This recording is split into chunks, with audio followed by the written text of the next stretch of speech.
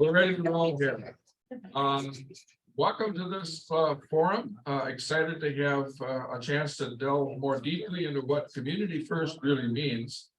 We're going to start with a short video, and then Fred Omagachi from Settled, who's a volunteer that's taking the place of Gabriel Claudus as she's on maternity leave, will kind of talk us through the 5 pillars of what community first means as practiced by Settled. And I'll also let you know that after the second service, there will be a meeting of a formative meeting of the Campus Planning Task Force, where we'll talk about how we're going to address all the issues of Settled and other things, such as daycare and solar power and all that sort of stuff going forward. So if you have anything to add relative to what we're doing with the Settled thing, or what we're going to be doing going forward, please stick around for that. Today we're focusing on community first, and I'm going to turn it over to Fred after this short video.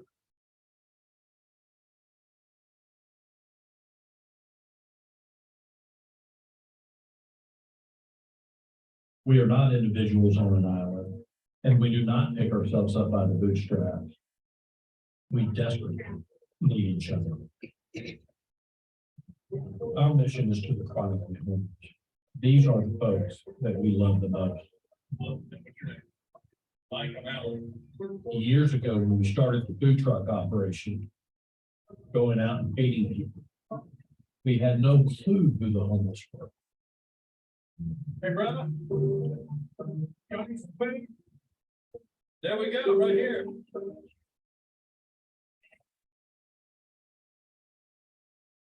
We began to learn that the single greatest cause of homelessness is a profound, catastrophic loss of family. When we bought our first RV with one guy up off the street, we just said yes to these little calls. Is the better and better and better. And out of that stemmed the community first village.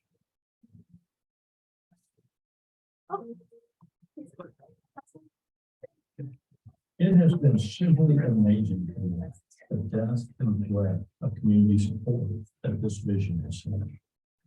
Here, we have built an RV apartment during the most chronically homeless men and women above the streets. 140 microhomes designed by some of the most gifted architects in an RV part of 100 RV. Finding colleagues to believe we're in a state of suffering that you can't imagine. People who got in the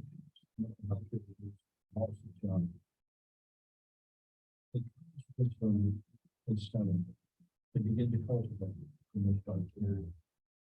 Incredibly, our friends that are moving in and are now feeding their neighbors that are stranded in the street. It's transforming.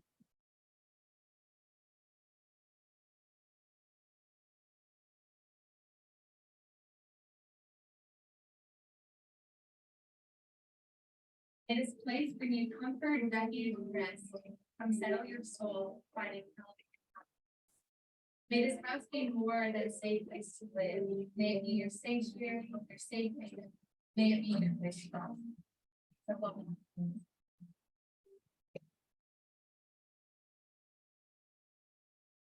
Housing will never solve homelessness. Unity.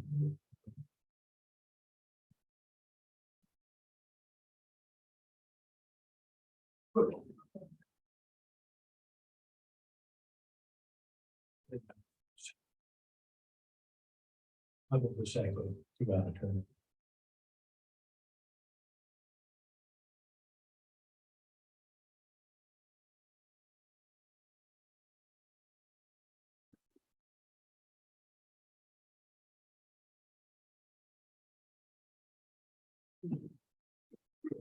Morning. This reminds me of when I first started to work many years ago. No, you I need, worked you for the phone company. And I had a job where I had to do presentations to actually state government. And the phone company had a big presentation center, but because of height challenge, they actually had a stool that it would automatically come out when I spoke that I would step on. So anyway, when I get behind one of these, it reminds me of my early days. You gotta have that pointer right at your. Right at me, huh? Yeah. Oh, wow. There it is. All right. Well, thank you for asking us. I'm obviously not Meredith Camden. Okay, in the video, you'll see Meredith a lot. There she is. Okay, Meredith asked me Friday if I would do this for her because of her commitments over at her home church, Mosaic, where the first settlement is. And so have a little bit of grace, have a lot of grace, because this is the first time I'm getting to speak publicly for Settle, but Michael asked for us to begin with just a foundational, what is the Bible story? What is scripture really motivates what we do? And I'm going to talk to you from a personal level. I'm a volunteer. I started by with Gabrielle sanding a table. I had never held an orbital sander in my life. In fact, I barely knew what it was.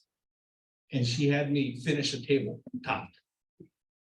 And then I sort of graduated from that into stringing lights around in the demonstration area. And then I graduated from that to helping with landscaping at Mosaic, which means I lifted sod and pulled out brush. Okay, but I say it's landscaping, it sounds better. And then she asked me to be an advocate, to work directly with one of the young men that you'll see in the video every once in a while, to actually walk alongside him before he was housed. I did that 10 months almost. And I'm still his advocate. And then I've spent a lot of time just working at Mosaic, doing things with them. And so this is a personal story about what this means. And on the top of it, there are 3 layers of scripture that Gabrielle challenges us with. And the first one is just come and see. Come and see what the Lord has done. Come and meet him where he is. And then the second one, as you come and see, he says, follow them. Work with him. And then you obviously ask the question, what does that mean to follow me? And I'm one of those that goes back into what Pastor Peter, I'm sure we'll get into in the next week. And that is in the upper room, when Jesus is laying out his betrayal and his crucifixion, he says, a new commandment I give you, that you love one another, that you love each other as I have loved you, which then becomes the big question. How did he love us? Okay, and by this, then you will know that all people will know that you're my disciples. So that's the impetus for me. For Settle, a lot of it I actually asked Gabrielle, what is it? And she said, it's the story of the Good Samaritan. Okay, you all know the story, but what really happens in that story is that, first of all, it's risky. Think about it. The Good Samaritan put himself at risk. Bad place, right? He was going down the road and there he was robbed, or he came upon a man who was robbed. Now, he could have looked around and said, this is not a good place to go, not a good place to be, but he decided to put himself at risk and help. It's also inconvenient. He was going somewhere. He had things to do, places to go, people to see, but he stopped and he helped. And the third thing is, was costly. Cost him something. Cost him time. Cost him energy. I mean, he had to take the man to the inn. He had to pay for the care. And then it also cost him because he kept coming back to visit. That is what motivates us at Settle. Now, Michael also asked if we just because you've had Gabrielle's presentation, and it's a wonderful presentation, but talk about how we see a home, a sacred settlement implemented. Okay, and we used to call them the 5 pillars, we now call them the 5 elements. Okay, and the first key element is intentional neighbors. And you can read up there, people who are willing to change their current lifestyle to live life alongside the formerly homeless. It used to be a concept that I learned about, okay? I know that it's unique. There are many micro home villages that have sprung up across the country.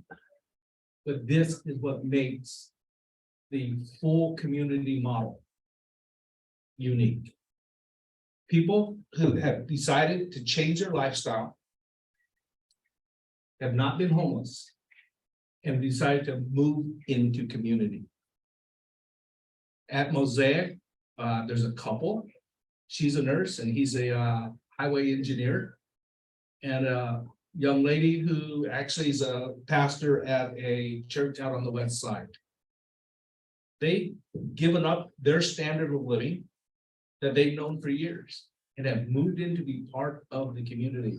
Because we believe that the concentration of poverty needs to end, and it doesn't work.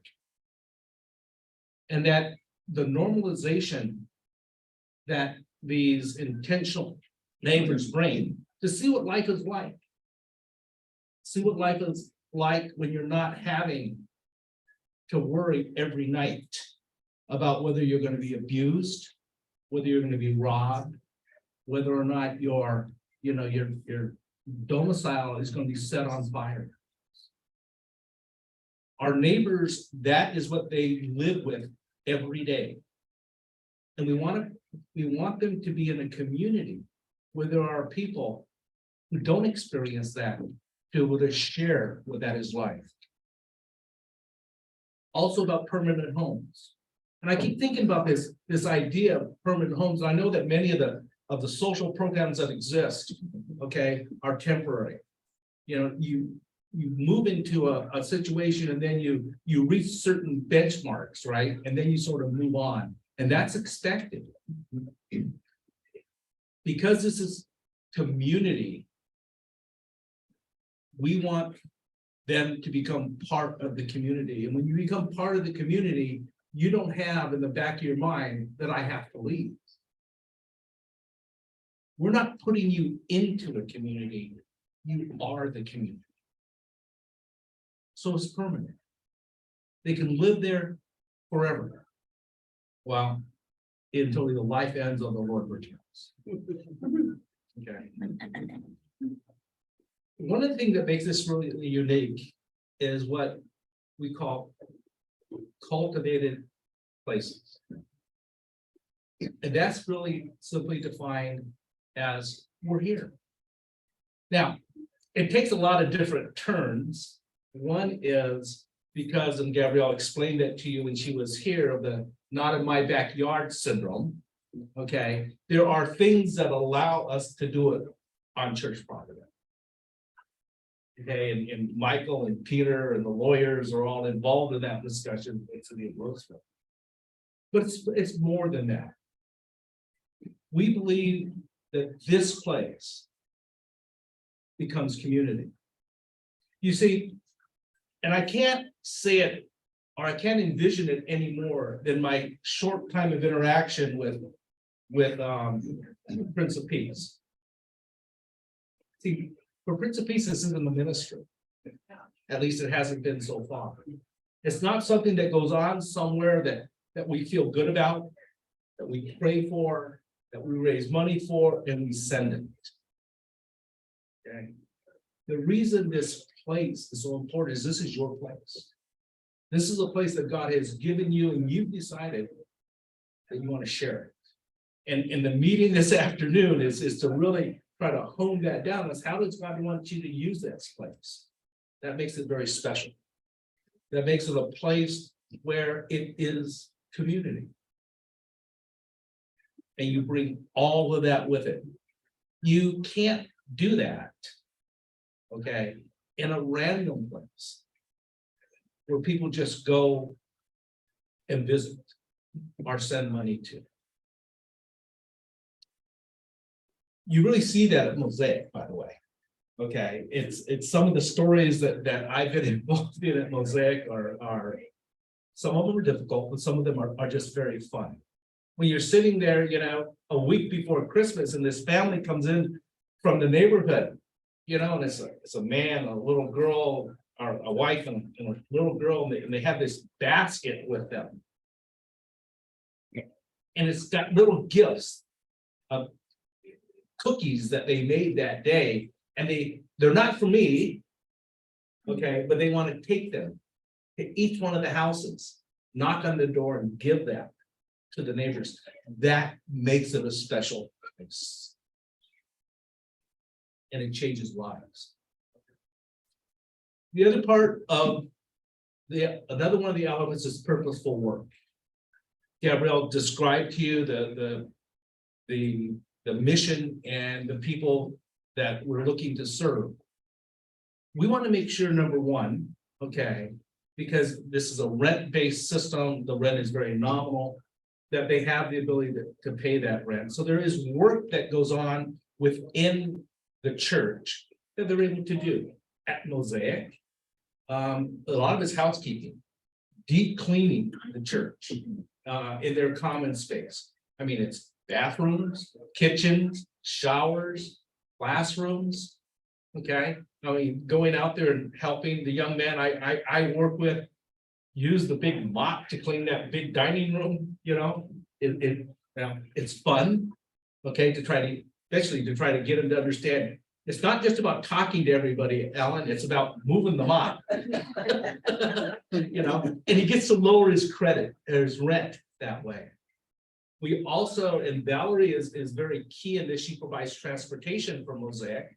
We also developed an artisan-based workshop where they're able to go in and make leather works, soaps, candles.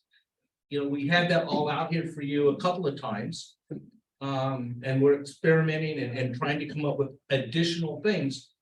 Some of it's to provide income, but some of it is to give them pride. Some of it is to build them up. Because remember, these people have been rejected for a long time. So this work also gives them purpose. And we treat them as artisans. We are saying to them, you are creating something. And oh, by the way, what you are creating, people are actually willing to buy. And they take pride in them, and it builds them up. And as we grow Sacred Settlements, one of the things I'm actually responsible for is to figure out how we're going to serve more of the neighbors in that way and develop more thoughts about micro businesses, both within the churches and within Settled as a whole and what we do collectively. So it's actually one of the things that keeps swirling in my mind. And I actually have a meeting this afternoon with a young man who is thinking about partnering with us on the distribution side of that equation. So that's going to be interesting. And then the last part of the elements, so the last one is supportive friends. And this is where it is different than what goes on in Texas. Okay.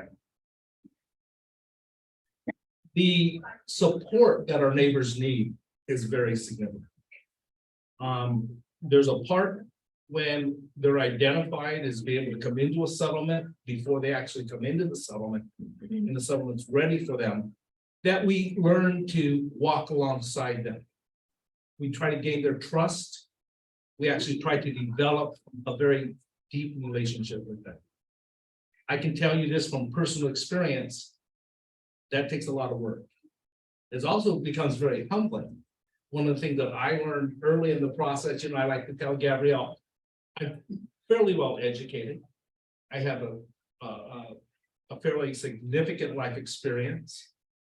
I've been fairly, in the way that you classify a lot of things, I've been fairly successful in life. You want to know something? None of it meant anything.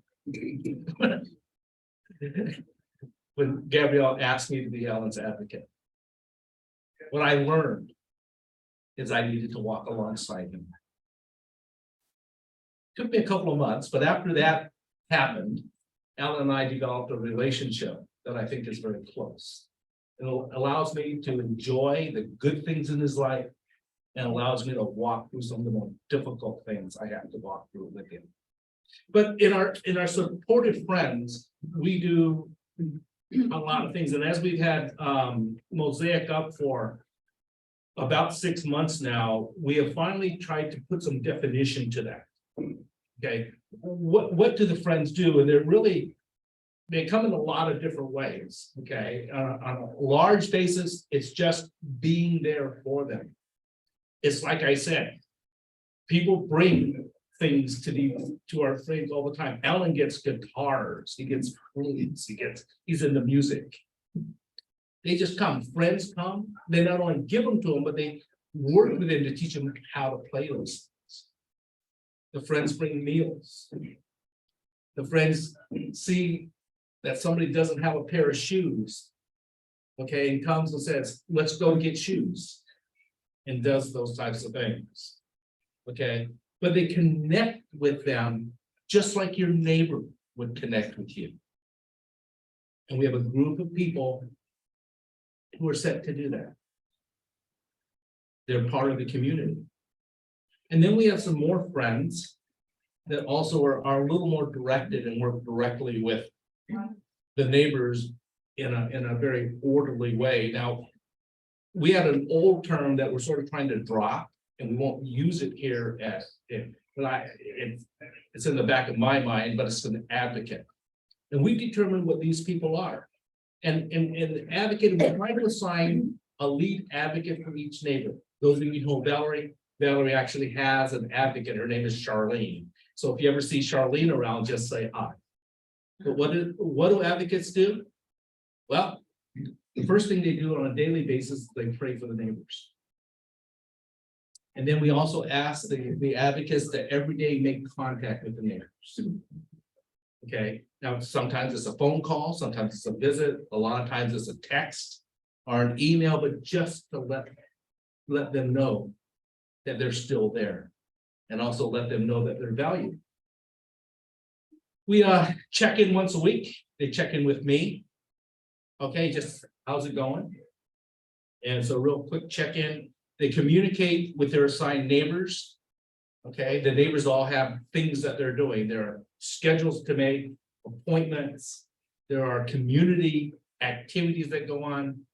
And we sort of ask the advocates to remind them of those things and see if there's any barriers to participation. And then we ask them to have a face-to-face contact once a week, once every other week. Okay, some people take this real serious. I know Charlene comes out here quite a while. I met Mosaic at least 3 times a week to visit Ellen. We also have one where it's Meredith. The advocates as a group check in with Meredith once a week. So from a settlement standpoint, we go through every one of the neighbors and say, any concerns, anything we need to do, anything needs to change. Okay, we check in with the property manager once a week. That's the guy that collects rent. Okay, or once a month we check in with Steve. Okay, and he also looks over the general care of the property. We ask the advocates to attend the community dinners, which we actually have the last one here, and any advocate specific training, obviously. We also want the advocates to be able to work directly with the neighbors on things that the neighbors want to improve. Okay, some neighbors just want to learn to cook better. Some neighbors want to learn to handle their money better. Some neighbors want to learn just basic lifestyle items. And some are more specific than that and more complicated. So we try to develop a little plan to work with them that helps them move toward their goals. We also want to take a look at their governmental benefits. We believe that needs to be done in a community. Because we don't go as far as to say the systems are bad. We know that the staff they're understaffed, they're underfunded. And, you know, it's very hard to navigate those systems for all kinds of reasons that we can go into with detail. So what we try to do is to say, we will help you do that. We will come together, okay? We will go down with you to the Social Security office. We will go down with you to the operations center. We will go with you to your doctor appointments. We will go with you. Okay, and when the paperwork comes up, we may not know how to do it. Okay, but we'll struggle along with that with you. And that's what we do. We also have some specialists on staff who know how those systems work. And we rely on those people a lot to help the advocates know where to go for things and how to maneuver the systems. But the advocates are not required to know exactly how to do it. We're just there to sort of help out. And it is amazing how well it helps when you get somebody in there who can just walk alongside them. And that's why we call it a community. We do those things together. We obviously celebrate their birthdays. We try to celebrate, you know, all the holidays. I am learning that in the culture, it's just not Christmas and Easter and Thanksgiving and New Year's, but there's other holidays they all want to celebrate. They got into one this year about finding the St. Paul medallion. Okay, you know, it's odd, but you learn things, okay? We support the Mosaic and settled activity. This is written specifically for Mosaic. Okay.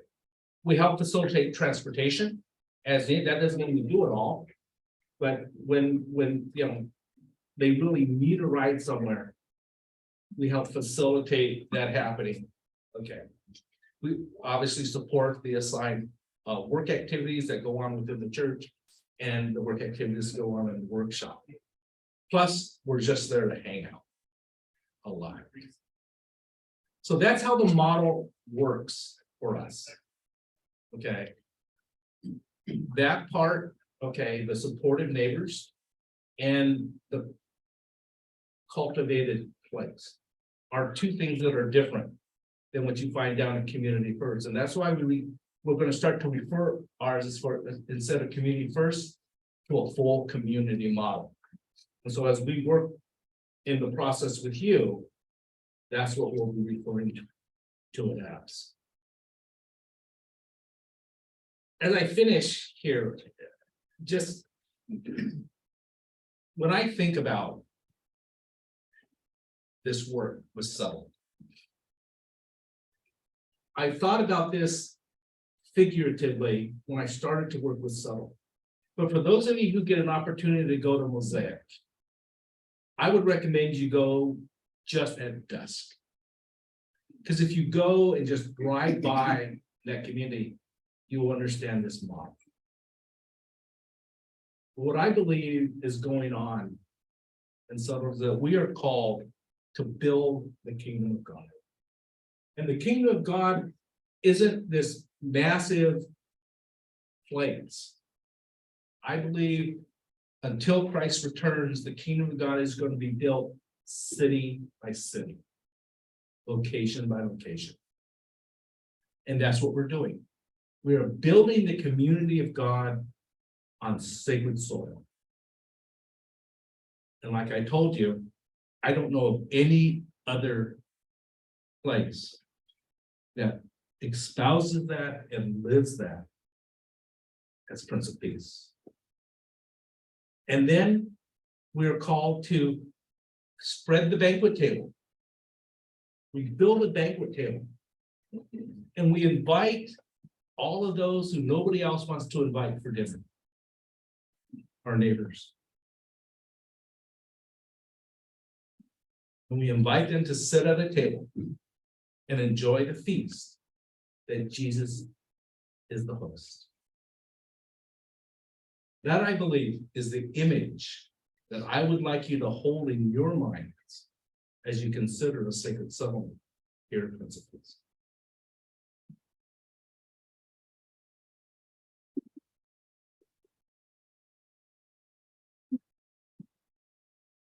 So we have managed to set aside quite a bit of time for questions. Peter, do you think that the mic is gonna pick all the room? We don't need to mic anybody else, right? No, but it is helpful if you repeat the question, just in case it gets muffled, for people who are tuned in online. Okay, when we put this forum together, we kind of, we have a number of people.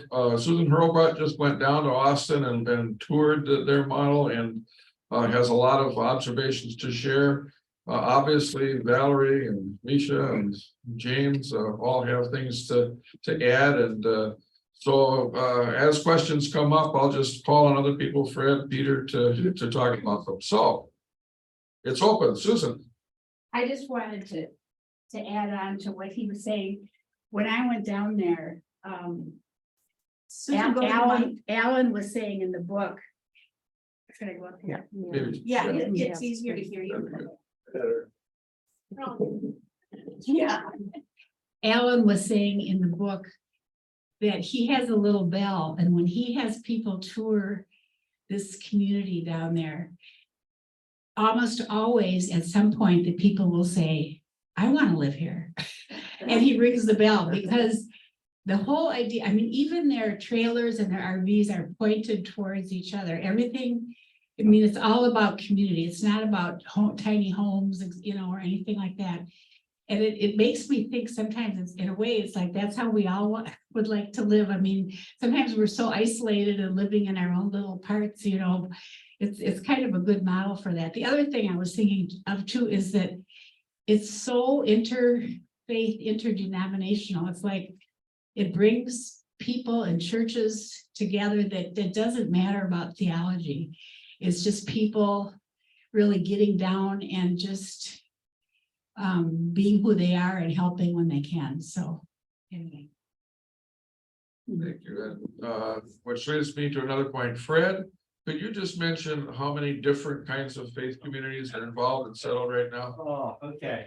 Let me let's say, I should have the spreadsheet. It's on a spreadsheet, believe it or not, we do get organized once in a while. Mosaic Community Church is from the Church of the Nazarene. Okay. Woodland Hills, where we have our workshop and our studio, and is some of the impetus for the organization itself, is non-denominational, but is really Anabaptist. Okay, that's where I attend church. We have Prince of Peace, which is ELCA Lutheran, Trinity Lutheran out of Stillwater, I believe is ELCA. Lord of Life Lutheran out of Maple Grove, that has built houses, is also ELCA. Faith Lutheran up in Forest Lake, okay, which has been very, very involved, has built houses and is in the discernment process, but they sort of got disrupted by COVID. I believe also it's ELCA. In New Brighton, there's the United Church of Christ, and they formed a little coalition and built a house. Meeting House out in Edina, I believe is congregational. And I'm going to give you one, right up the street, New Life Presbyterian has been very involved with us. Heck, when we had the open house here, they're the ones who brought in the pizzas, by the way. That's one of the things that they did. They are Presbyterian. And I don't know if I should tell this group, but one of the churches that has been very, very involved, okay, is Woodbury Lutheran, and I believe that is Missouri Synod. Okay. I don't know where else. Oh, and then Open Door out in Maple Grove, I believe is totally non-denominational. I don't know where you can put together that type of coalition to focus on loving your neighbor as yourself. Thank you. I should just add that in Texas, that's also a very ecumenical type of thing. And the founder Alan Graham actually comes out of the Roman Catholic tradition, so it's been very ecumenical. Next question. Deb Cordes in the back. I'm gonna follow up with that. So who's included? I mean, it's all ecumenical, all Christ-based. What about those who don't happen to be Christian? Are they included as possible candidates for home? For settlement? Fred has the answer to that too. You should just stand up here, Fred. That is actually a great question. Okay. And part of it is some of you know, Settle has not wanted this to actually have to be city by city by city effort in terms of some of the getting approvals for the infrastructure. So it's sponsored and has pushed for the last 2 years. And I'm sure Michael and Peter can tell you more about where it's at today. But we are on the verge of passing legislation that should make some of what's the issues of just starting the discussion with the community in the Sacred Settlement become very, very positive. In that legislation, it says all communities of faith, mosques, synagogues, churches. To more reinforce that, okay, is at the Senate hearing, the author and sponsor of the bill is Islamic. Muslim. She was Muslim. She is Muslim. And they are for it. One of the main speakers, I believe, in the House also was Muslim. Or he was actually a member of the House, and he was asking questions and being very positive. We believe it's the 5 elements that make this key. Okay. And believe we have one God who wants us to serve him by serving others. But that didn't answer my question. Yes. My question is, but when you choose who to allow in a settled community, do they need to be faith-driven? What No. What Well, I do will they speak look to- like? In our covenant with Settled, there's specific languages in there that says that there's no faith requirement or condition. We don't require people to follow any system of beliefs, and we don't proselytize to them directly except through community. Proselytize? That's a big word. I'm sorry. We don't push our views on So there's no requirement that anyone attend the church that's affiliated with the settlement. Absolutely not. You know, Although Valerie comes to both services. She sets a very high bar. But that's by choice. The rest of us who are at both services are the ones who are usually paid. Or inquire about. Valerie's a heathen. She just comes to visit y'all on Sunday. right. And our Lord tells us to love the heathen as we love ourselves. Let's see, back we have. There's so many people out there that are close to being homeless, or, you know, also. I look at my senior living apartment complex that I'm in. I don't know if you've heard all of the news about Dominion and all the terrible things that are happening right now, but it's not a good company to be involved in. And anyway, so there's seniors that are choosing between taking medication or paying their rent. And they don't know where they're gonna be. So one of the questions I had for you is, there's such a demand out there everywhere, not only for the homeless, but you know, on the borderline. How do you choose? I'm sure there's an onslaught of people, so how do you choose? So the question is, with all the instability in housing, with rising housing costs and rising costs of living, there are a lot of people that are kind of on the edge. There are a lot of needs out there for affordable housing. How do we choose? Where do we? And all I can say to that is that as a congregation, we're going to be trying to figure that out. Our vision calls for us to respond to the most compelling needs in our community. So those of you that have a strong interest in being part of that process, I encourage you to come after worship and consider being part of the task force, because over the longer run, that's the thing, but I agree. So personally, how do I choose when to stop the car and talk to somebody on the street with a cardboard sign? You know, when do I choose to give that person some money? Or just walk on by? You know, we're faced with these choices all the time, and how we discern, you know, what our reaction should be is a very important question. Next question. Dave Cordes. How many could we put on our site logistically? Again, I would defer that to the campus planning task force. I think right now the city has a micro unit zoning thing in place. It doesn't apply to our property as the zoning applies to us right now, but I think they said about 12 units could go on there. Peter? Yeah, the city density for micro unit development in allowable places is a density of 8 per acre. 8 per acre. So we got like 1.75 over there, but we got more on another side. So, but anyway, those are the questions that'll be going to the task force. Perhaps, Fred, could you expound just a little bit on what you're discovering with Mosaic as a relative size? Yes. And how that might translate to the needs of the church. Mosaic is not a big facility, right? It's very small. And so you could argue maybe that the Mosaic community of 6 homes, you know, how does that relate to the church itself? Right. Could it accommodate 12 more, you know, 6 more homes, or, you know, that kind of thing? Well, first of all, I'm glad that there's going to be a task force, because there's actually a document that talks about the discernment questions. That actually is the first question. How many homes? Okay, but to go through that, let's talk about some practical things. Okay, remember the model is built on these micro homes. Okay, and then a common house.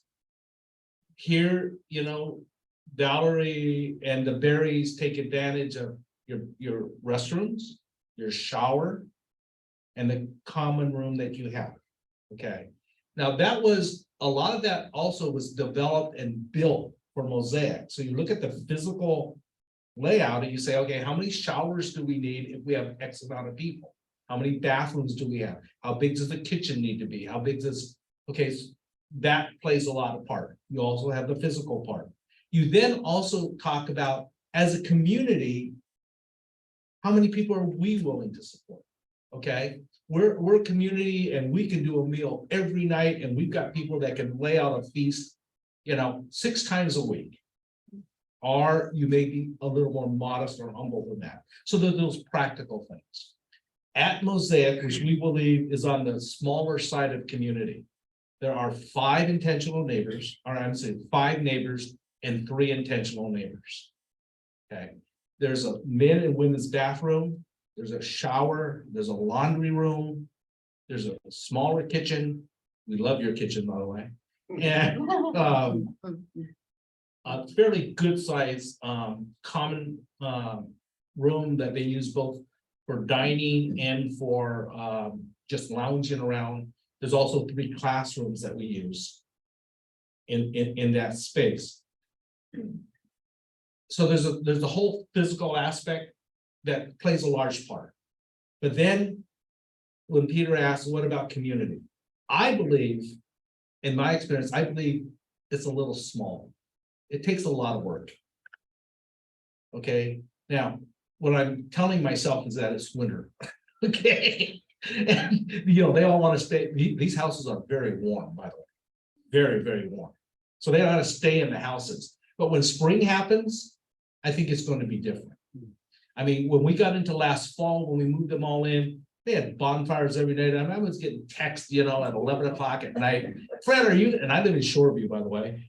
You know, are you coming to the? And, you know, I keep saying, Alan, it's past quiet time. But they do a lot of things outside together. So then I think that numbers is okay. But I think in winter, where you gotta, you know, put on your coat, your boots, and everything to come in the common house. Personally, I think it should be a little bit bigger. But that's just my personal thing. But the great things that have gone on in the lives of the people and the community that is being built at Mosaic is incredible. The other part of it is, I'm going to tell you this, we focus a lot on the neighbors. We focus a lot on the intentional neighbors, but what this does for the church in terms of the church building community is incredible. And I don't think that has to do with size. I think that has to do when the church decides this is not another mission. Okay, this is not another thing that we just write a check for, or it's not another thing that these 9 or 10 people in this group are really committed to and do. I really believe that when that community is your community, everything changes. You talk about neighbors, are you talking about residents of Yes. the, okay, Yeah, not the neighborhood. The Yeah. neighborhood's a whole nother question. Talk about the percentage. The percentage, I believe, and I think Gabrielle is still working her mind around this, and a lot of it is just math. Okay, is I think what's going to go forward is our recommendation is going to be 3 neighbors for every intentional neighbor. Could be 4. It's actually in the legislation. There's a range in the legislation, Yeah. right? it's 30 to 40%. Yes, 34, but I think what we're looking at is 3 to 1. You know, but it depends on, again, how many houses you can put on site. You talk about everybody being welcome and Mhm. I understand that. What do the neighbors agree to? Like, we have an agreement that, There's a good neighbor policy. okay, Okay, that good neighbor policy will be developed by the church. All right. Okay, we say that all are welcome. Okay, but there are a number of things that happen. How the neighborhood is governed, the rules, for lack of a better term, are by the church. Who's welcomed into the neighborhood there are some, and Michael has stated them already that Gabrielle put in there. But as an example, if the church insists that cohabitating couples be married, we're probably going to defer to the church. Okay, we probably don't if you've been violent on the street, you maybe be violent in the community, we may not let that happen. If there are sex offender records and things, that probably is not a good place. The community is probably not a good place. Now, we may be surprised. We may be surprised that a community said, no, that's our thing. We want to build a community, then that's going to be their choice. but they would have to agree, living in the community, if they want to be violent, they gotta go somewhere else. There are, those rules will be developed. It's called the good neighbor policy. Will be developed with the church. One point in that is that all of the normal legal requirements that apply to landlords in the broader community apply to residents in these communities as well. So all the non-discrimination policies and so forth that exist for normal renters would apply to our residents. And just to stress again, though, one of the things that gets lost in this, because when I get kind of on board and I'm excited about this concept, but I personally don't know if this is right for Prince of Peace. And sometimes there's some confusion that somehow we're committed to this model going forward and we're pushing it and we're trying to strong arm you into going with it, and that is not the case. We will have an intentional discernment process, and for good reasons, not NIMBY kinds of things, but things like the capacity of our congregation, our aging membership, demands on the rest of our community, competing needs that are more important. We may choose not to go ahead with this as a sacred settlement here. However, we are committed to making sure that Valerie and the Berries have community, a continuation of community going forward. And they already kind of have that overlapping with Mosaic. So there may be options in the future if we discern that this is not what we're called to do, just to be clear on that. Other questions? Yes, Amy? You said that we would have the same responsibility as a landlord. One of the things I see in the pictures is like, you know, the ladder or even just like the uneven ground. Is there a responsibility that it's accessible for someone in a wheelchair, for someone in a walker, that kind of thing, the same way it would be if you built new construction? We're gonna look to the legislation for that. And follow what the legislation, and we're also we will be working in collaboration with the city zoning coding people to make sure that those kinds of safety concerns are met and that we're complying with any of the ADA requirements. But that's part of the discernment process going forward. Right now, there are some limitations to the access, but again, we're in an interim period. We're finding out how to go forward. Yes. Yeah, there are several places that are building churches, or are building these small communities. How many have them on their place, on their residence? In Minnesota, You know, here in. here in the Twin Cities, Yes. I think Mosaic is the only one that's functioning right now. There are several in discernment. Yeah, as part, when we talk about full community, okay, there are other places that you see that are building micro homes, okay, or building community. But remember, there are a couple of things about this, about full community. Intentional neighbors are unique to this. Okay, the second thing that's unique is this support system.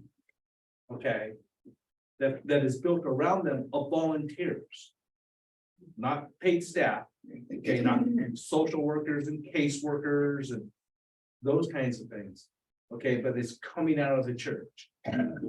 For us, what I'm allowed to say today is Mosaic works. Okay, it's real. We have an interim settlement here at Prince of Peace to show the hospitality to Valerie and the Berries as you're going through a discernment. And there is another church that has said yes. We're at the front end of that process with them of talking about how big they have some big church with a lot of land. So we're talking about where and those things. In fact, I'm going to be meeting with them this week. And then we've got a couple of other churches that have said, we're interested. And my guess is they're waiting for the legislation to pass, so they don't have to do them. So, yes, it's very active. And if you would have been in the legislative meetings, it floored me. There were legislators up there who were asking us questions, and then they were saying, yeah, we're gonna get this passed because my church needs to do this. I was writing down names.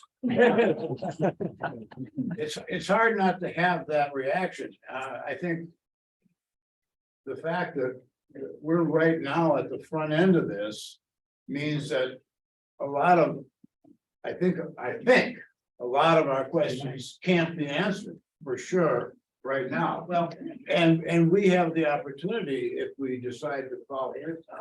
let me. You should use the to have microphone. input to it.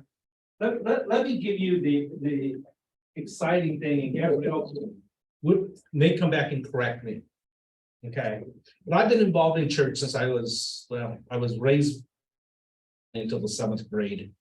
And then, you know, I have one of these things that I used to have speech impediment. I couldn't say 5 words in a row. And the young high school lady who came to help me invited us to Vacation Bible School, and my life changed. But one of the things that's really exciting about this distributed model, okay, and that's what Gabrielle refers to it as opposed to going out and finding 500 acres someplace. This distributed model is that every church, every cultivated place gets to start at the beginning. You get to do a discernment. You get to understand, is this what God is calling us to do? You get to do that together. You get to develop the physical plant together. You get to develop the good neighbor policy together. You get to know the neighbors. I mean, if the church says yes, there's gonna be a whole process of going out on outreach, so you get to know the stories of these neighbors. You get all that excitement. I tell people, if you go to work for Lutheran Social Services, I hate to say that, or Catholic Charities, or even if you go down to work in Texas. It's great ministries, great works, but you become part of something that already exists. You become part of a philosophy and a work that already exists. The beauty of this model, this distributed model, is this fellowship, this collection of people who God has put together at this time and this space. And that's what I so much appreciate about what Michael's saying about the task force. You together get to discern God's will for the property, for your lives, for your ministry, and for what the church is. I think as a church, I couldn't be more excited to go through that process.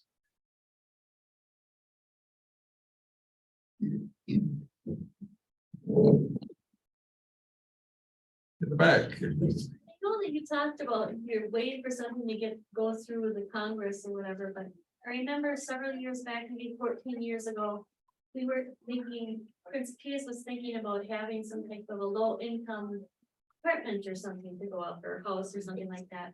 But the community that lives around the park did not want that at all. They did not want low income people to come into their community. So I guess my question is there something that we need to do as far as going to the city, the city council members or whatever to get it to go through?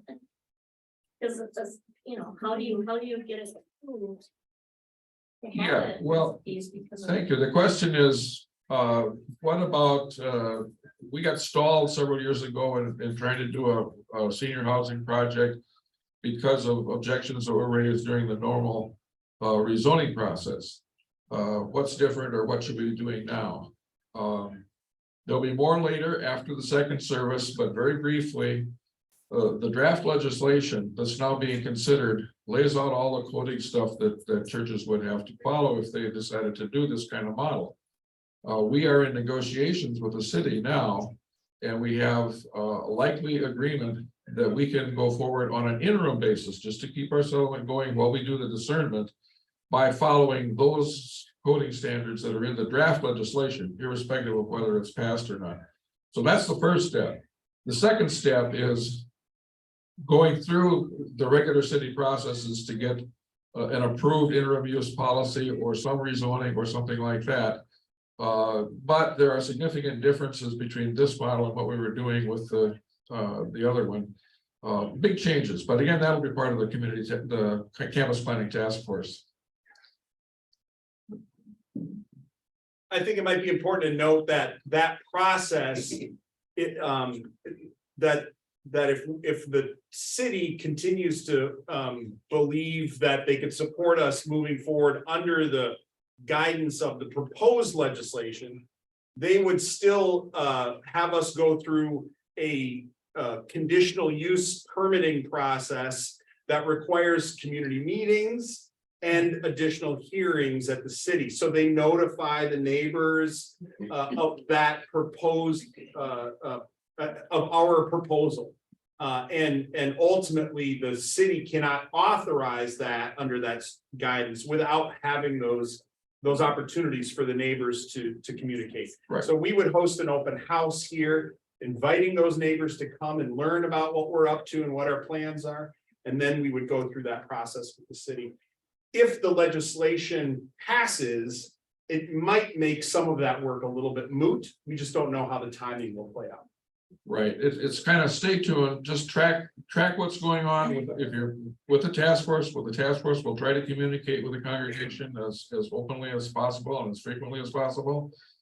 But it's kind of a moving target there, as Peter said, depending on what the legislation does. Okay, let's see, Maisie? Is it one of the conditions, the sewer and water? Now, that has been mentioned today. Um, If we were to go ahead.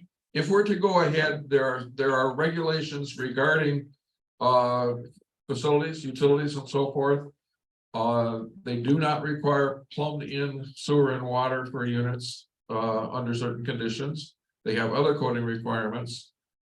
Depending on where it ends up, they may or may not require something about water for toilet facilities, but again, that's a moving target and we're in discussions on that. But the multiple bathrooms or showers in the church, if we had to add more showers to facilitate multiple homes, that would be a challenge for. Oh, yeah, sure. Depending on the scale of a project, if we decided to go forward, those things would come up. But again, that's way down the road because we still have to discern whether we want to go ahead with it. I have a question that this particular right there, are those children in a tiny home? No, Okay, there are no children at this time. I know that, but the what was shown there, Yeah. is that the Austin one? No, this is Mosaic. Where all the kids are running around? Yes, that's part of their community. Okay, that's visitors that come in, all right. It's there, so. We are at 9:40. I think we have, what, how much time do we have, Peter? We don't have any. We don't. We're done, done. We don't. I thought you would be leaving by now. You probably should have already. Yeah. Quick word of prayer. Well, I'll do it. Long time ago now. Gracious and loving God, we come to you with questions, with open hearts, with open minds. Please guide us in the direction that you would have us go. We thank you for this community of faithful believers. We trust that your will be expressed through them. We pray this in the name of our Savior Jesus Christ. Amen.